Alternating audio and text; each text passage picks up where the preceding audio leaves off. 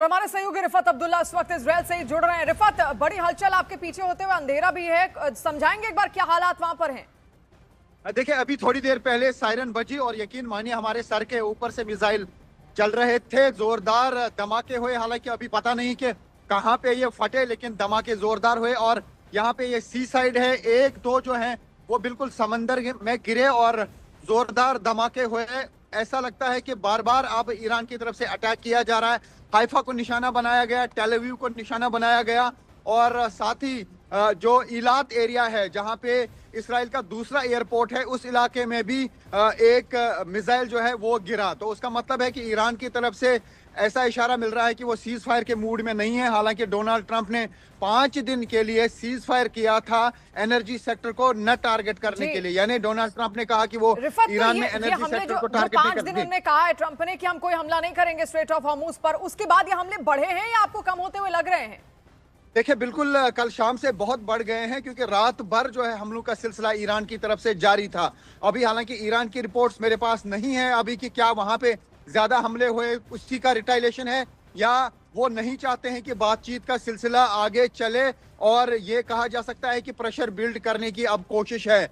Iran को लग रहा है कि ये मॉरल विक्ट्री है उनके लिए, जिस तरीके से एक के बाद एक डोनाल्ड ट्रंप बयान दे रहे हैं। तो उससे लग रहा है कि शायद यूएस जो है या तो अपने पैर वापस खींचना चाहता है या कोई ऐसी तैयारी करना चाहता है जिससे कोई सरप्राइज हो। और ऐसी भी खबरें हैं कि 3000 यानी 3000 ट्रूप्स को खार आइलैंड पे कब्जा करने के लिए भी भेजा गया है, और कुछ और शिप्स को भी यूएस मूव कर रहा है। या तो कोई बहुत बड़ा प्रहार करने वाला है यूएस, या फिर यूएस जो है सख्ते में आ गया है और अपने पैर वापस खींचना चाहता है, जिस तरीके के हालात अमेरिका में बने हैं। क्योंकि अमेरिका में काफी सारे लोग क्रिटिसाइज कर रहे हैं डोनाल्ड ट्रंप को कि क्यों वो इसराइल के लिए अपने फोर्सेस को इस्तेमाल कर रहा है, अपने रिसोर्सेज को इस्तेमाल कर रहा है। और इसी तरीके से ग्लोबल क्राइसिस का भी अब ऐसा लग रहा है कि खतरा है, क्योंकि जिस तरीके से गैस और पेट्रोल के भाव बढ़ गए हैं। जी, क्योंकि आप वहां पर मौजूद हैं, आप ज्यादा बेहतर समझाएंगे, क्योंकि ईरान ये कह रहा है कि ट्रंप तो पीछे हट गए। देखिए, हमारा दबाव जो हम कह रहे थे कि ऊर्जा संयंत्रों को पूरे विश्व में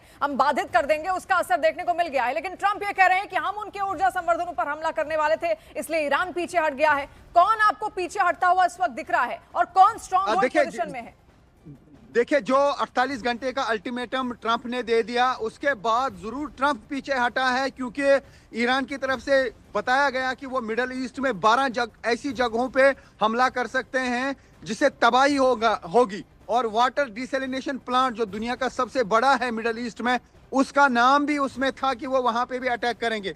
लगता है कि डोनाल्ड ट्रंप इसी वजह से वापस मुड़ गए और उन्होंने कोई अटैक नहीं किया। और ये भी कहा कि वो सीज फायर कर रहे हैं 5 दिन के लिए। और उन्होंने ये भी कहा कि उन्होंने ईरान के कुछ ऑफिशियल से बात भी की और टॉक्स का सिलसिला शुरू हो सकता है, लेकिन ईरान ने बिल्कुल इसको नकारा। ईरान की तरफ से कहा गया कि वो किसी भी सूरत में जो है टॉक्स के लिए रेडी नहीं है जब तक पूरा कोई एग्रीमेंट नहीं बनेगा यूएस की तरफ से। और ये कंपनसेट नहीं किया जाएगा। लेकिन लगातार, क्योंकि तस्वीर आप इजराइल से हम तक पहुंचा रहे हैं, वॉर जोन में आप खुद वहां पर मौजूद है, पहले तो आप महफूज रहिए। और हम ये भी आपसे जानना चाहेंगे क्या वक्त इस वक्त वहां पर हो रहा है? रिफत, देखिए, मैं आपको बताऊं, 4:48 हुए हैं और आज 24 मार्च है। ये देख सकते हैं आप, ट्यूसडे है और 4:48 मैं अपने दर्शकों को बताऊं, यकीन मानिए कि आज रात भी टोटल नहीं हम सो पाए, क्योंकि बार बार सायरन्स बजी, बार बार जो ही नींद आने लगती है सायरन बजती है। और ये सिर्फ मेरा हाल नहीं है, बल्कि जो भी इसराइल में लोग रहते हैं उन सब का यही हाल है। बार बार उनको, हालांकि मैं तो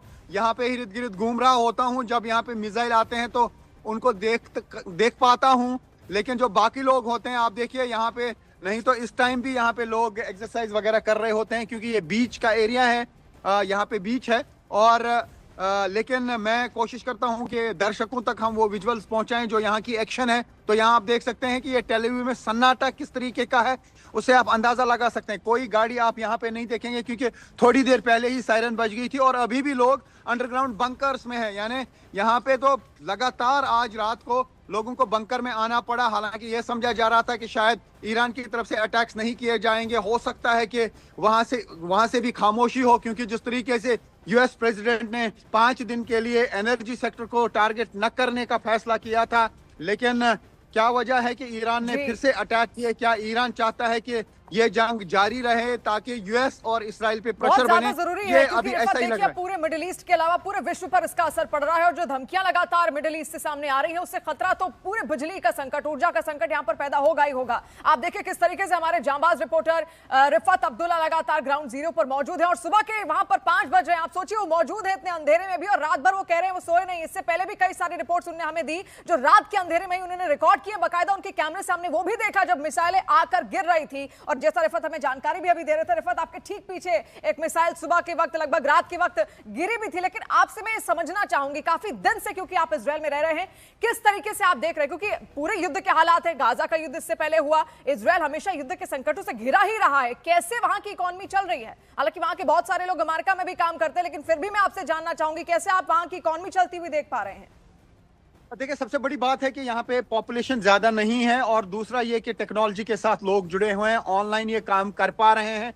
लेकिन नुकसान बहुत ज्यादा हुआ है। कल मैं एक होटल के मैनेजर से बात कर रहा था, मैंने कहा कहाँ हैं आप, और उन्होंने कहा कि हमने छुट्टी कर दी और होटल को बंद कर दिया। टूरिज्म सेक्टर पूरी तरह से प्रभावित हुआ है। अभी इसका असर इसराइल को नहीं दिखेगा क्योंकि यूएस की तरफ से पूरा सपोर्ट इन्हें हासिल है, फाइनेंशियल सपोर्ट भी और मिलिट्री सपोर्ट भी। लेकिन आगे पता चल पाएगा कि किस तरीके से यहाँ की इकोनॉमी बिहेव करेगी। हालांकि सरप्राइज तो ये है कि जब किसी जगह पे युद्ध होता है, ईरान में युद्ध चल रहा है, उनकी करेंसी बहुत ज्यादा गिर गई। लेकिन हम ये देख पा रहे हैं कि जब यहाँ पे जून में, मैं तो छोटी सी मिसाल आपको कहूंगा कि जून में जब लिमिटेड वॉर चला उस दिन भी यहाँ पे करेंसी अप थी।